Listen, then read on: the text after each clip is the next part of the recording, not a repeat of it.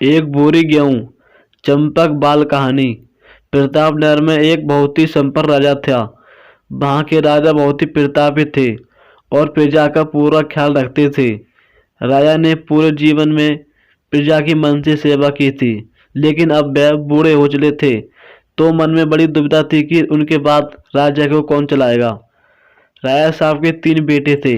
अब तीनों ने एक ही गुरु और एक ही विद्यालय से शिक्षा ली थी, लेकिन राजा ये निर्णय नहीं कर पा रहे थे कि कौन राज्य के लिए सबसे अच्छा उत्तराधिकारी है। अब राजा ने तीनों बेटों की परीक्षा लेने के लिए सोची। एक दिन राजा ने सुबह सुबह सभी पुत्रों को बुलाया और उन सबको एक एक बोरी गेहूं देते हुए कहा कि मैं और तुम्हारी माता तीर्थ यात्रा पर जा रहे हैं। हमें वापस आने में 1 वर्ष से भी ज़्यादा लग सकता है और तुम तीनों को ये जिम्मेदारी है कि अपने हिस्से के गेहूं को संभाल के रखना, और जब मैं वापस लौटूं तो तुमको ये गेहूं की बोरी वापस लौटानी है। ऐसा कहकर राजा और रानी तीर्थ यात्रा पर चल दिए। सबसे बड़े बेटे से सोचा ये कि गेहूं की बोरी पिताजी को वापस लौटानी है, तो इसे मैं तिजोरी में बंद कर देता हूँ। जब पिताजी आएंगे तो वापस दे दूंगा। यही सोचकर उसने गेहूं की बोरी तिजोरी में ही रखवा दी, ताकि एक दाना भी इधर उधर ना हो। दूसरे बेटे से सोचा कि तिजोरी में तो गेहूं सड़ जाएंगे, मैं इन गेहूं को खेत में डलवा देता हूँ, जिससे गेहूं की अच्छी फसल होगी और पिताजी को एक बोरी के बजाय कई बोरी दे सकूंगा। अब उसने ना गेहूं के लिए अच्छा खेत देखा और ना ही अच्छी उपजाऊ जमीन देखी और ना ही खेत की घास फूस साफ होकर आया।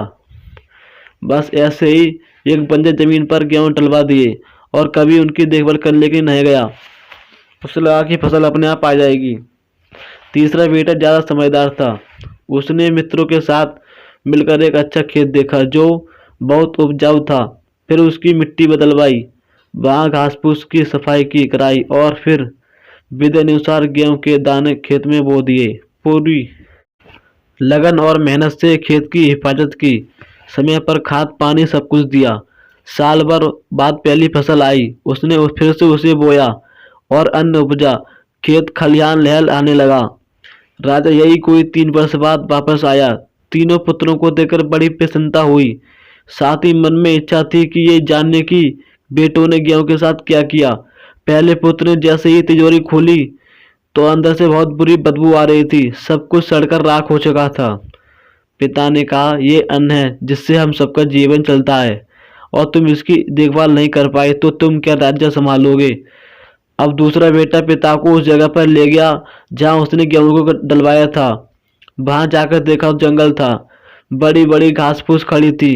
गेहूं का तो नामो निशान ही नहीं था। राजा बहुत नाराज हुआ और उसे भी राज्य का अधिकारी बनाने से मना कर दिया। अब तीसरा पुत्र पिता को अपने खेत पर ले गया। वहाँ दूर से ही एक खुशबू आ रही थी। गेहूं की फसल लहल रही थी। चारों तरफ हरियाली थी और अच्छा जीवन था। और उस खेत से 50 बोरी से भी ज्यादा गेहूं उत्पन्न हो चुका था और आज भी खेत में फिर से फसल खड़ी थी। राजा का मन देखकर बहुत प्रसन्न हुआ और राजा ने तीसरे बेटे को अपने राज्य का उत्तराधिकारी बनाने का निर्णय लिया। दोस्तों, उस राजा की तरह भगवान ने भी हमें कुछ गेहूं संभाल के रखने के लिए दिए हैं। वो गेहूं है हमारा जीवन, जिसे हम बेकार के कामों में नष्ट कर देते हैं। ईश्वर ने जीवन दिया है कि दुनिया का विकास करना और अपने ज्ञान को बढ़ाना और बांटना, लेकिन हम अज्ञानी लोग इस जीवन को सड़ा देते हैं और अंत समय तक ईश्वर पूछता है कि जीवन में क्या किया, तो जवाब होता है कुछ नहीं। अपने मन की जमीन को साफ करिए, उसमें जो घास फूस है वो हटाइए।